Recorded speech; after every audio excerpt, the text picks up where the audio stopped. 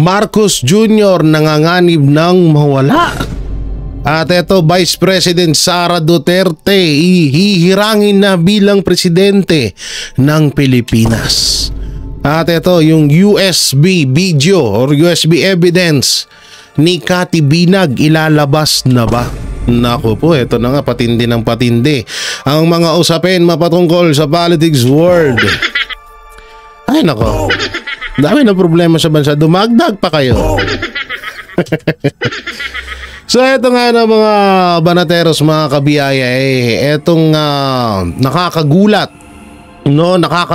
na balita na etong si Marcos Jr. ay mawawala. Mawawala bilang, ano ba to? Bilang presidente? Mawawala bilang dahil may sakit si Marcos? Or ano ba? Kasi nung mga nakaraan ay alam naman ho natin na etong si Marcos Jr. ay may mga bali-balita na bigla-biglang dinadala sa ospital. At mga na bibidyoan nga na helicopter mismo ng Malacanang ay dumudong ka doon sa St. Luke's Hospital. So may mga may mga hula-hula or may mga sabi-sabi na etong si Marcos Jr. ay may mga matinding pinagdadaanan na sakit. At bigla ring lumabas yung video niya na nakaupo lang siya pero hingal na hingal si Marcos Jr. So tayo mga kaibigan, hindi naman tayo nagbibintang, no? Hindi tayo nagbibintang na para alam niyo yun, kasi masama din naman yun. Kahit masama siya, masama din naman maghumiling na mamatay na siya. At wala tayong intention na ganun. Kaso nga lang, nakakapagtaka lamang na bakit may mga ganitong balita na etong si Marcos Jr. ay mawawala at etong si Vice President ay pinaghahanda na. Nakaka-alarma ito nakaka-alarma ito, Auntie Claire. Bilang ikaw ang second lady. Ano bang meron sa kalusugan ni Pangulong Marcos Jr.? Kaya ba ngayon lang siya nagsisipag, nagampanan ang kanyang trabaho kasi palagi minsan construction worker, minsan mangingisda, minsan gumagawa ng lababo, diba? Minsan tigasilip ng mga floating pulburon, kung paano daw sunugin, gano'n. So tawag dito, ano bang meron sa kalusugan ni Marcos Jr.? Sana maipaliwanag yan ni Yusek Claire Castro. Siyempre, 'di ba? Hindi natin alam, malay mo naman. 'Di ba? Hindi natin alam. Siyempre, kailangan natin malaman 'yun kasi binoto natin si Marcos Jr. Kaya nga siya nahalal bilang pangulo ng bansang Pilipinas. So kailangan natin malaman 'yun, may karapatan tayo na magtanong kasi baka mamaya masamain to ng palasyo, baka sabihin masyado ka, Jay Guevara, tawag dito, pinapanalangin mo na Walang ganun.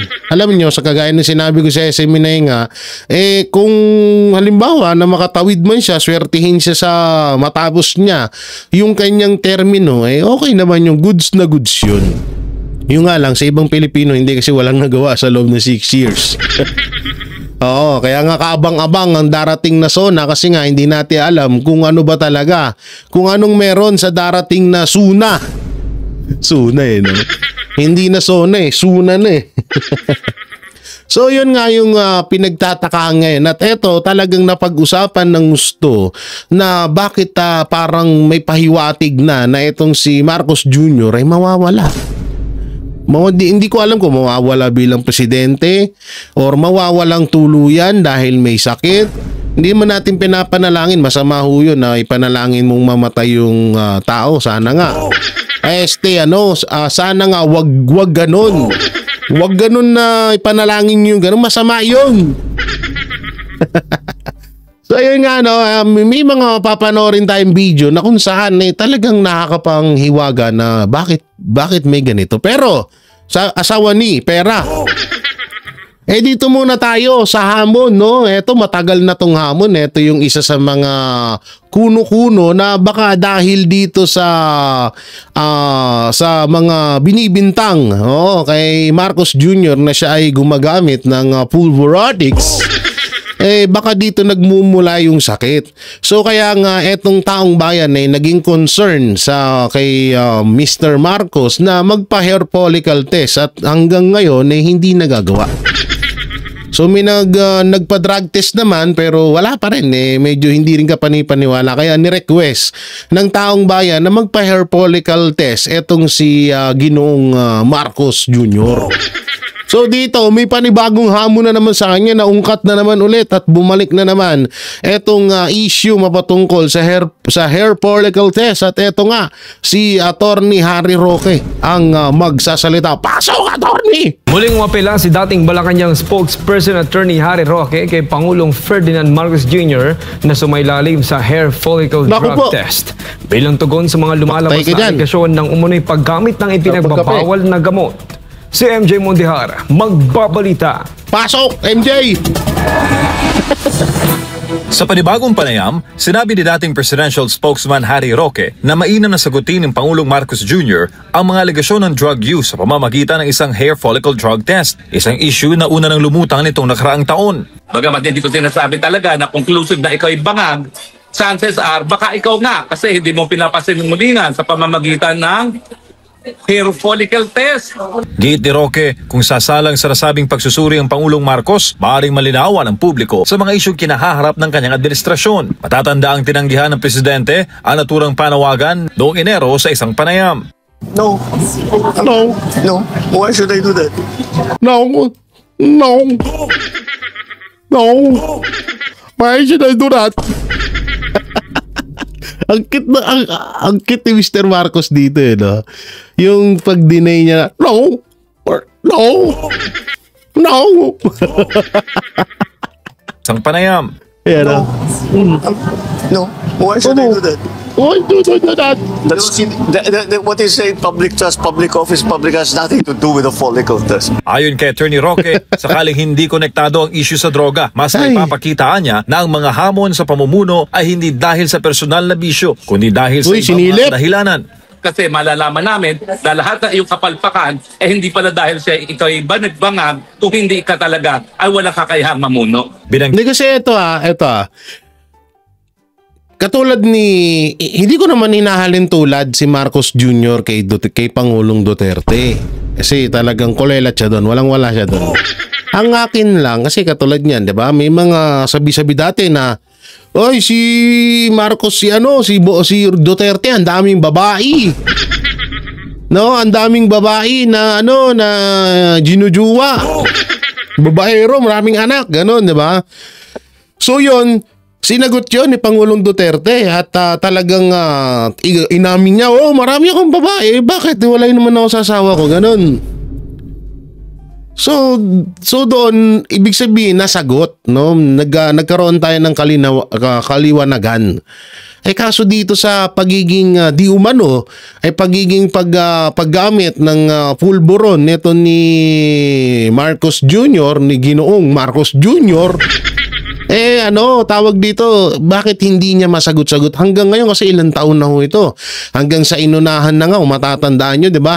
Inunahan na ni Congressman Pulong Duterte para lang mapatunayan at para lang maumpisahan na yung hair follicle test na yan. At nirequest din yan ni Vice President Sara Duterte kasi nga ang gusto ng taong bayan, lahat ng mga kandidato na mahahalal or tumatakbo bilang mga mamumuno sa kanya-kanyang distrito, lugar, barangay at lalong-lalo na sa Pilipinas, masisigurado ho natin na nasa katinuan at safe ang mga ihahalal nating kandidato. Ngayon may sumasabit no? Ngayon, dapat talagang pamunuan ni Marcos Jr. itong pagpapa-hair follicle test kasi siya yung leader Siya yung leader ng bansa. Kapag siya nagpa-hair follicle test, pwede niyang iutos yan. No, pwede niyang iutos yan sa mga nasa baba na mga kandidato na, mag-hair follicle test kayo, tapos na ako mag-hair follicle test. At sa pwede niya pang isumbat yun kay Pangulong Duterte. O ayan, nagpa-hair follicle test na ako, hindi ako adik. O ngayon, ikaw fake news ka. Kaso paano magagawa ni Marcos Jr. yun? Tawag dito, hindi niya ginagawang pagpapa-hair follicle test. Ayun yung masama dun. Kaya hanggang ngayon, yan ang tawag sa kanya. Tapos nadawit ba si First Lady Lisa Araneta Marcos sa di umano'y overdose sa ibang bansa sa USA. Naginala nga ang mga netizen na kaya pala may missing sa bungero ngayon na inuugnay sa sa war on drug ni Pangulong Duterte, kaya para pala matabunan or diversional tactic na naman ang gagawin nila. Ayun yung mahirap dyan.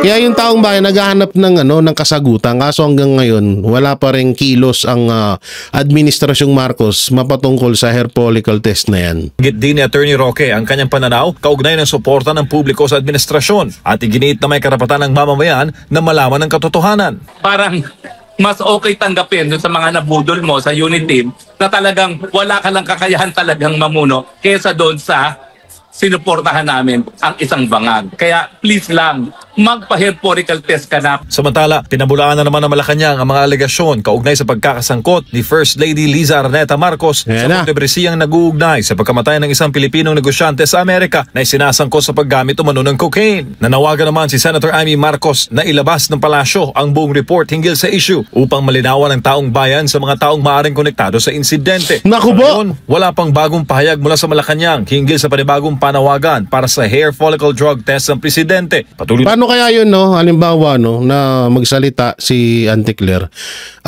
masakit man po ang isipin na ang ating presidente ay wala pong imik sa nangyaring issue mapatungkol sa kanyang asawa. Ay! Naman binabantayan ng publiko at ilang sektor ang nasabing usapin para sa Diyos. Oo, yan. Kailangan mo na talaga kasing gawin yan. Kasi sa totoo lang, hanggat hindi pinapatunayan ni Marcos Jr. na hindi siya talaga ngagbers or hindi siya ngagba, talagang hindi matatapos yan. Hindi matatapos yung issue at haka-haka na siya ay gumagamit ng pulburon. No, hindi matatapos yan. Tsaka ang ano pa dyan ngayon nakakainis kasi yung mga droga na nahuhuli sa bansang Pilipinas wala namang saan yung headset ko? Wala namang drug lord na nahuhuli, puro droga lang. Kaya doon din nakakapag-suspecha ang mga Pilipino na hindi kaya protektado ng Administrasyong Marcos yung mga drug lord at yung mga malalaking or big timer na mga kriminal dito sa Pilipinas. Pero yun lamang ay haka-haka lang naman at wala pang parang kwentuhan or sabi-sabi pa lang, pero wala pa naman sapat na patotoo, no? So yun nga lang, nagtataka lang tayo na hanggang ngayon walang hair follicle test. Sabi ni Marcos Jr., hair follicle test pa ako. Charap-charap naman. So dito tayo sa sinabi naman ni Attorney Sal Panelo. Ito babala babala ni Attorney Sal Panelo. Basahin natin. Panawagan ng kapayapaan sa gitna ng issue laban sa mga Duterte. Attorney Panelo, pasok. Nagbabala si Attorney Salvador Panelo, dating Chief Presidential Legal Counsel, ukol sa posibleng epekto ng mga kinakaharap na issue ng pamilya Duterte sa kasalukuyang klima ng politika sa bansa. Naritong balita ni Paul Montibon. Muling naging sentro ng pampublikong diskurso ang mga isyong kinasasangkutan ni dating Pangulong Rodrigo Duterte at Vice President Sara Duterte, kabilang na ang mga aligasyon at panawagan para sa investigasyon. Kaugnay nito, binigyan din ni Attorney Salvador Panelo na mahalagang pag-aralan ng kasalukuyang administrasyon ang mga aral ng nakaraan pagdating sa pananatili sa kapangyarihan. Sa isang panayam, iginiit ni Panelo ang kahalagahan ng maingat na paghawak sa mga kontrobersiyang may kinalaman sa mga dating opisyal, lalo na kung ito'y may epekto sa pambansang pagkakaisa at kaayusan. Pipilitin talaga nila, talaga hindi na sila natuto Hindi ba lang naniniwala sa inyo? Maniwala kayo at hindi. Kaya hindi ba dun sa aking column nung kahapon, Manila Times, na pag kayo ay hindi nyo tinilan yung ginagawa ninyo, pangharas, pagbubuli, paninira, pagtatanim ng mga kaso, maniwala kayo, ang taong bayan, naghihintay lamang. At yung mga araw nyo, bilang na. Pag hindi kayo matuto. Naku po, may ano rin to ha. May laman din tong panayam ni Atty. Sal Panelo. Parang konektado rin ito doon sa mga sabi-sabi na itong si Marcos Jr. ay matutuldukan na ang pagiging presidente sa taong ito.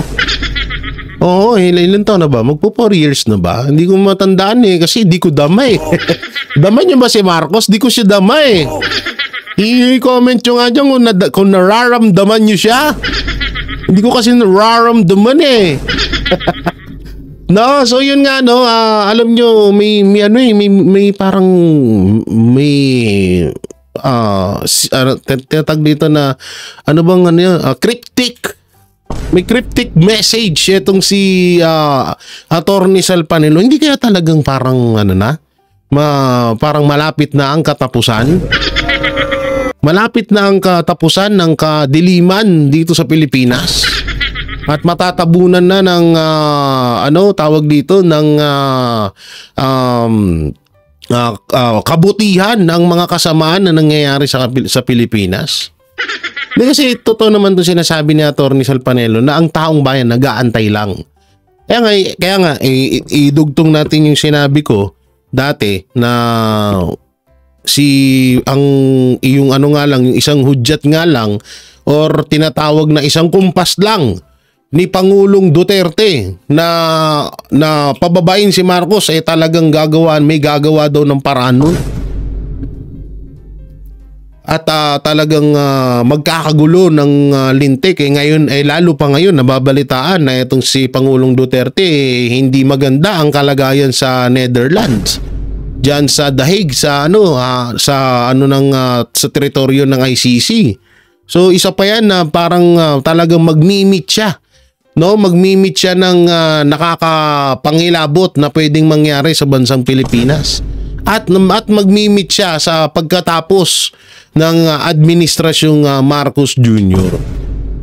Alam nyo, nung nakausap namin, pasensya na, ikukwento ko lang sa inyo.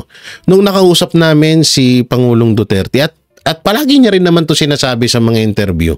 Alam niyo, sinabi niya sa amin na kahit ako tanungin nyo, ayaw ko din na maupo agad si Inday bilang presidente ng bansang Pilipinas. Ang gusto ko pa rin, dumaan pa rin sa proseso, magkaroon ng botohan at ihalal mismo ng kusang loob ng taong bayan si Inday Sara, si Vice President Sara Duterte. Yun ang pagkakasabi lagi sa amin ni Pangulong Duterte. At alam ko rin na nabanggit niya rin yan sa mga ilan na interview or sa ibang maisog rally na mga naganap noong halalan. So talagang kahit di naman ako tanungin, mas gugustuhin ko rin na talagang dumaan sa Vice President Sara Duterte sa botohan bilang presidente para sampal din yun sa pagmumukha nila Trillanes tsaka ni Larry Gadon.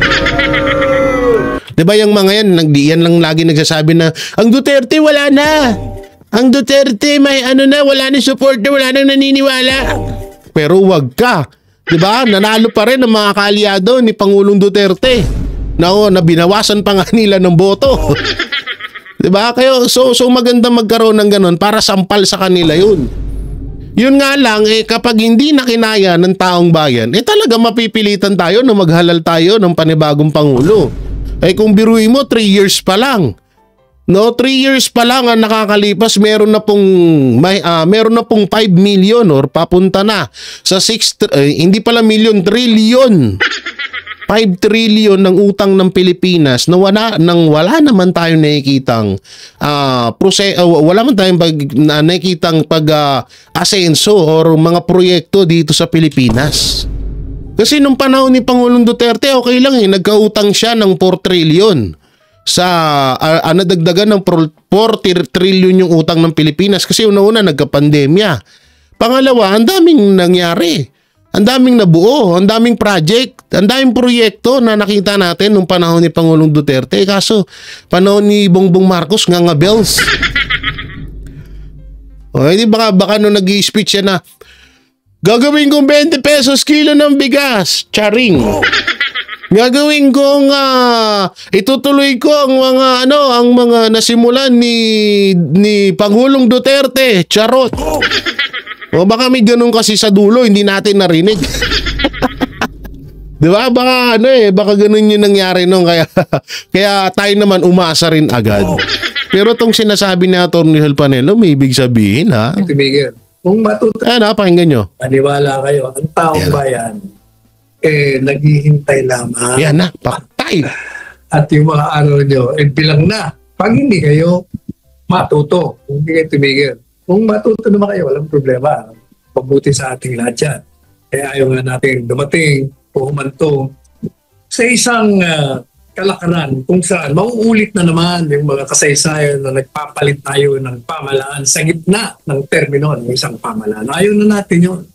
Ayon kay Panelo, dapat ring isaalang-alang ng mga nasa pamahalaan na ang posisyon ay hindi permanente at anumang pagkilos na labag sa batas ay hindi dapat palampasin. Ang problema, hindi natututo sa kasaysayan ang mga humahawak ng kapangyarihan. Akala nila forever na silang nandyan. Tama. At pilit nilang ginagawa ang lahat ng mga bangin upang mahadlangan nila ang maaaring pumalit sa kanila. Kaya gumagawa sila ng lahat ng kaparaanan. Sukdulan na lumabag sila sa saligang batas. Iyan ang problema. Yan ang yan talaga. Totoo yan, alam nyo. Kaya nga yung iba dyan, yung mga nananarantado sa mga Duterte, tangina, hindi nyo iniisip, panandalian lang 6 years. Paano pag natapos na yung termino nyo, kawawa kayo. Ang daming hindi sa totoo lang, ang daming nasirang pangalan ngayon ng mga kandidato. At sila rin ang may kagagawan nun. Hindi kaming mga vlogger, hindi ang mainstream media, kundi sila mismo ang may kagagawan nun na ba't nasira ang mga pangalan nila. Dahil sinusunod nila kasi yung mga maling gawain na hindi naman dapat sundin yun. Diba? So talagang marami tayong nakita at marami tayong nakilalang mga traidor. Tuloy. Ay muling naging usapin ang pagkawala ng mga isabong players. At may mga ulat na sinusuri ng Department of Justice ang posibleng koneksyon nito sa nakaraang kampanya kontra illegal na droga. Sa ngayon, wala pang matibay na ebidensyang nag-uugnay sa dating Pangulo sa isyu. Patuloy pa rin naman ang panawagan para sa masusing investigasyon sa mga kontrobersiyang ito habang nananatili ang hamon sa gobyerno na unahin ang pagkakaisa at kapakanan ng publiko sa gitna ng mga usaping pampolitika. Para sa Diyos. Yan pa yung isa sa sabong-sabong na yan. Biglang sumulpot no? Tagal-tagal ng kaya nagtataka ako, ba't ngayon lang pinag-usapan yung isabong na yan? Kaya tagal-tagal na yan. Kung matagal na palang may hawak si Torre at si Remulla ng mga ebidensya, ba't ngayon lang nila inaasikaso? Yun naman pala, may panibago na naman palang issue na pupukol sa mga Marcos. Yung ang pagkadawit ni Lisa Araneta Marcos sa overdose kill ni Juan Paulo Tantuco sa USA. So maraming nagsasabi na yung missing sa bungero ay diversion tactic lang para matabunan ng issue na naman ng mga Marcos.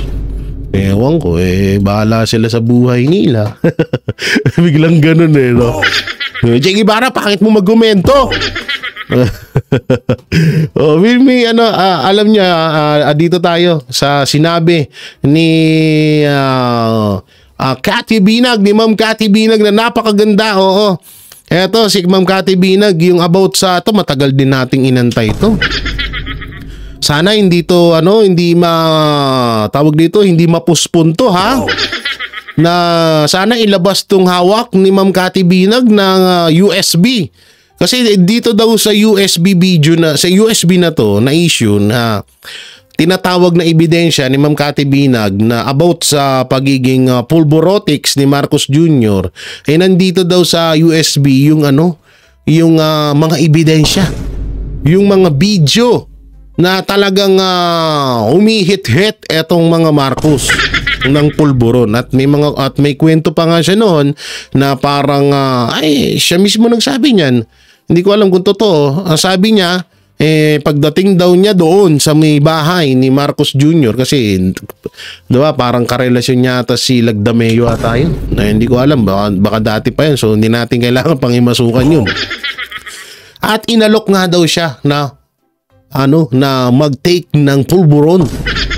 At nung tumanggi siya, sabi daw ni Lisa Araneta Marcos ay, anong ginagawa mo dito kung ayaw mo naman humit-hit? Oo, so yan yung isa pa to sa kinakaabangan natin. Baka yung sinasabi ni Vice President Sara Duterte na video na hawak niya kay Lisa Araneta Marcos, baka etong si USB, baka iisa lang. So panoorin natin. Ate, di ba eyewitness ka?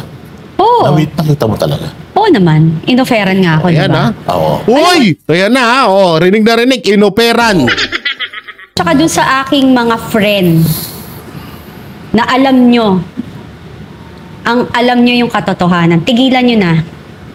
Tigilan nyo, kundi mapapangalanan ko kayo. Magpapa-hair follicle. Iko-call ko rin na magpa-hair follicle test kayo. Nako. Uy! Naku po, nakapa. Ay, sino nakapa?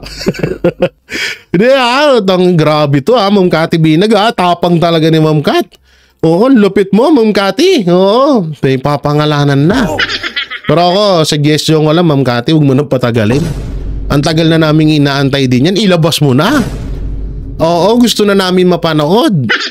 Kung sino ba yung mga tao na yun. Kasi baka mamaya, baka mamaya may mga tao dyan na akala namin napakabae, napakatino. Yung pala tawag dito, bandang dulo kasama pala dyan. Mahirap yung gano'n bandang dulo kasama pala dyan talagang talagang kakaiba Oo, ewan ko na lang nakaka-excite tong mga pasabog ni Ma'am Cathy Binag. So tuloy natin. So, nasa Tigilan USB. nyo. Nasa USB ba mga yan? Nasa USB kayo. Naku po! Yung kinikwento Kaya nasa USB kayo. mo kanina kay Boss Dada na, Ayun yun. hindi, iba pa yan. May ebidensya ka na yung bayad-bayad ba yun? Iba pa yun. Iba pa yun. Ay, grabe. Paid na mga bumbabaliktad at halatang pabaliktad na naman. Nako. Sige, Diba? abangan natin. So, ano yung bayad-bayad? Hindi ba yan yung sa Hindi ba yan yung sa tawag dito? Hindi kaya yan yung sa impeachment kay Vice President? Maraming na-operan dun Marami ding mga nabayaran dun. Hindi kaya yan yun, Ma'am Cat? Ma'am Cat, masyado nga. I-chat mo nga yan sa akin. Grabe si Ma'am Cat, alam niyo, sobrang ganda niya sa personal. Talagang hindi ka mapapakali lalo't pagkatabi mo. Sobrang bango. Sobrang akala mo bulaklak na pinagkukunan ng pabango dito sa buong mundo. Pero tsaka ang bait, hindi siya yung kahit na may kita mo sa kanya na parang alam mo yun, yayamanin, kahit na pero siya, ang napaka-humble niya, napakabait ng tao na to, si Ma'am Cathy Binag. Patay kang baba. Hindi ko alam yan, hindi ko alam. Wala akong alam dyan. Basta ako, pinakita niya sa akin, ipapakita ko na ba? Sabi ko, wag mo na ipakita, baka masira ang career natin yan. Anyway, maraming salamat po. Sino kaya yun, Sino kaya yun, Oo, grabe yun, Alam niyo, marami pa tong sinabi si Ma'am Cat, talagang pakinggan natin. Focus natin is manawagan tayo na talagang patunayan sa atin ng presidente at ng kanyang asawa at nung kung sino man nandyan na hindi sila gumagamit ng pinagbabawal na gamot. And the only way to do it is for them to undergo hair follicle test. Tingnan mo na, matanong ko sa'yo, bakit ba kasi nasa USB na so 90s naman natin? USB? Lagay mo sa cloud. Diba dapat CD yung 90s? Pero, So si Cocholi minsan papansin din to kay kay Ma'am Cathy Binag Lagi nagpapakyut. Ay, joke lang, Coach.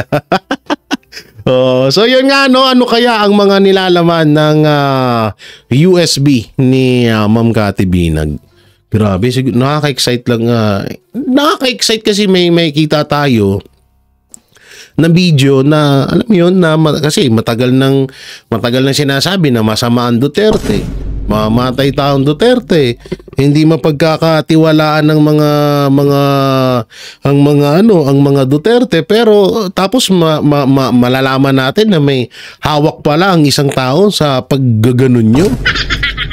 Mahirap yung gano'n, no? Kaya dapat yung hair follicle test na yan, maisulong na. Or gawin na ni Mr. Marcos para tapos na yung issue na yan. At para matapos na si Marcos at para ito nga yung bali-balita na mawawala na daw si Marcos Jr. Hindi ko alam sa pagiging presidente ba o sa kanyang buhay. So about naman sa buhay, kanya-kanya naman tayo, alam nyo, panlahat naman tayo darating sa point na yan na talagang huhusgahan na tayo ng itaas kung hanggang saan ang buhay natin. So lahat tayo yan. Ako, kahit ako talagang naiisip ko rin yan na bukas sa makawala. Pero nagdarasal pa rin ako na sana naman bago mo kunin makita ko man lang anak ko. Oo, makapag ano man lang ako, tawag dito, kahit naman lang, kahit mga 60 lang sana. Diba? Magkaroon ako ng sariling pamilya. Maikasal naman sana ako. Diba? So, ganun lang. Masaya na ako doon, no? Pero lahat naman tayo darating niya. So, eto na nga yung ano na yun. Eto na nga yung balita doon na mukhang papalitan na ni Vice President Sara Duterte si Marcos Jr. at mukhang mawawala na si Marcos Jr. nitong taon na to. So, eto, panoorin mo natin to. Grabe to, Talagang, alam nyo, kanina, may isa akong kaibigan na nagsabi na, Sir Jay, kamusta ka na? Sabi ko, okay naman sir. Ito, ano naman, kakilala. Okay naman, ito, busy. Minsan di makapag-vlog.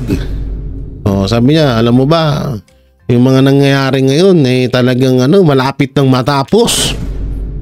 Malapit na natin makuha ang hustisya na matagal na nating gustong makamit. Sabi ko, naku po. Oo, mukhang iba ang tono nito. So, tapos biglang may ganitong balita. Naku po! Kung ganun man, di sige na, push nyo na yan, para matapos na. And hintayin nyo pa bang maging 20 trillion ng utang ng Pilipinas bago bumaba si Marcos? Push nyo na ngayon.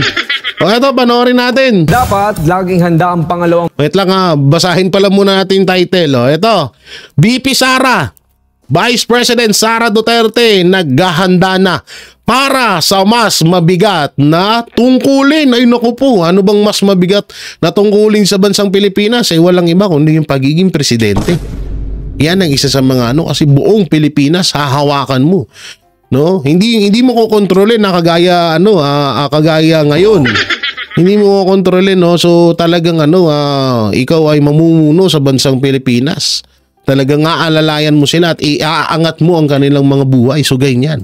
So panoorin natin. Dapat laging... Sabihin nyo naman, puro si Jay Guevara, puro daldal, wala mang winta. Eto na, sorry na. Dapat laging handa ang pangalawang Pangulo ng bansa sa posibilidad na humalili sa Pangulo anumang oras. Ayon kay Office of the Vice President Spokesperson Attorney Ruth Castelo, giit niya, ang mga programang ipinatutupad ni Vice President Sara Duterte ay bahagi ng kanyang paghahanda sakaling mayroong mangyari.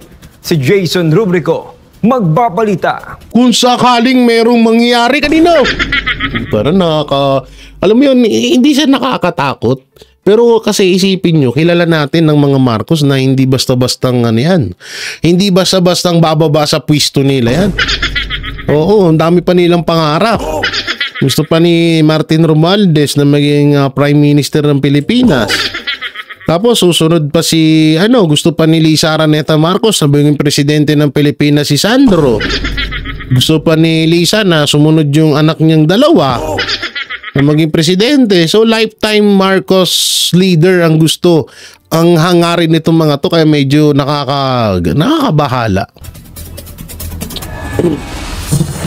Mahalagang hindi isantabi ang kahalagahan ng mandato ng Vice President dahil kapareho ito ng mandato ng Pangulo ng Bansa. Ayon kay Office of the Vice President spokesperson, Attorney Ruth Castelo, dapat kilalanin ang tunay na mandato ng pangalawang Pangulo dahil katumbas ito ng tungkulin ng Pangulo base sa saligang batas. The mandate of the Vice President is the same as the mandate of the President. Lahat po ng nakalagay sa Constitution na trabaho ng Presidente, ganon din po ang trabaho ng Vice President. So parang walang pinagkaiba. Kaso,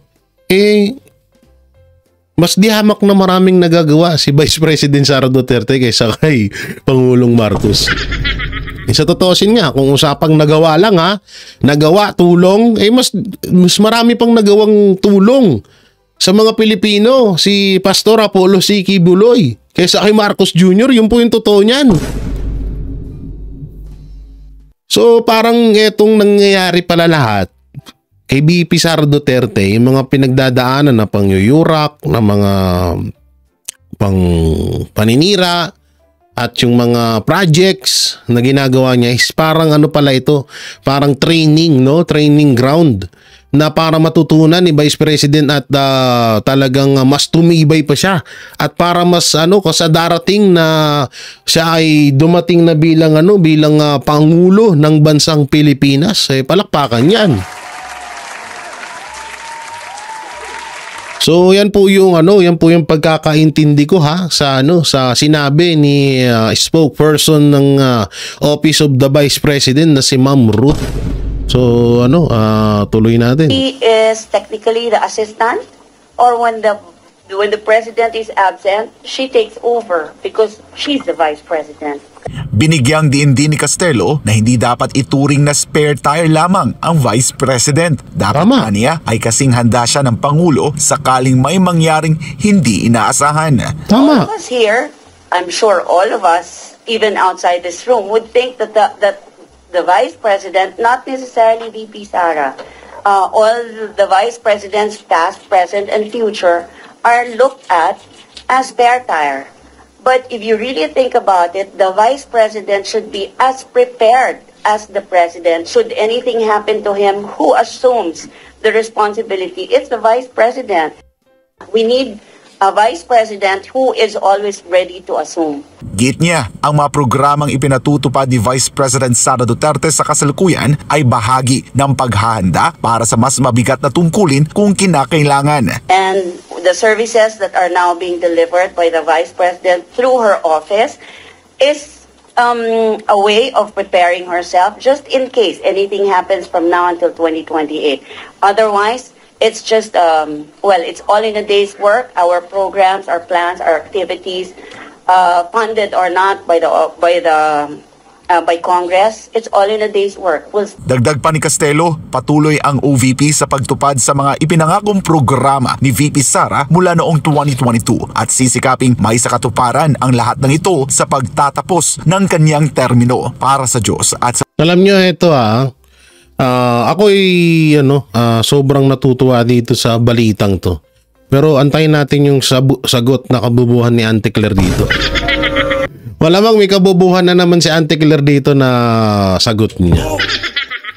Pero dito, para sa akin, ang kinaganda kasi dito kay Vice President Sara Duterte, kaya deserve niya at deserve ng mga Pilipino na siya ang piliin bilang presidente ng Pilipinas. Kasi isipin nyo maigi, Office of the Vice President, tinanggalan ng sandamakmak na budget yan. Pero naitaguyod pa rin nila, no? Nagtatrabaho pa rin sila ng tuloy-tuloy. Ang hinihingi nga lang ng Office of the Vice President na budget, kung di ako magkakamali, nasa 2 billion. Na naging 700 million na lang kasi kinontra ng mga buhaya, ng mga alagad ni Tambaluslos. So ngayon, talagang doon napatunayan ng taong at doon pinatunayan ni Vice President Sara Duterte na sige, bawasan niyo ako ng pera. Bawasan niyo ako ng pondo sa mga projects na gagawin ko. Basta ako magtutuloy lang ako sa mga trabaho ko. Isa yun sa kinaganda at talagang kinabiliban ng taong bayan kay Vice President Sara Duterte. So ngayon, kung halimbawa man Kasi marami din ako nakikita na pagkakataon or dahilan kung bakit hindi na dapat manatili si Marcos Jr. sa kanyang posisyon bilang presidente ng Pilipinas dahil unang-una yung ginawa niya kay Pangulong Duterte, yung ginagawa niya ngayon. Wala naman tayo nahingitang project. Tapos tumataas yung utang ng Pilipinas at tapos ang isasagot sa atin ni Yusek Claire Castro dahil sa ayuda. So kung halimbawa umabot tayo ng 5, kung halimbawa halimbawa lang to 1 trillion. 1 trillion pesos na ginamit sa ayuda. Kung yung 1 trillion pesos na yon pinag-isipan ng maayos, tapos ginamit yon panghanap buhay ng mga Pilipino, ang dami matutulungan yun. Hindi lang bukas, hindi lang ngayon, hindi lang sa loob ng 5 araw.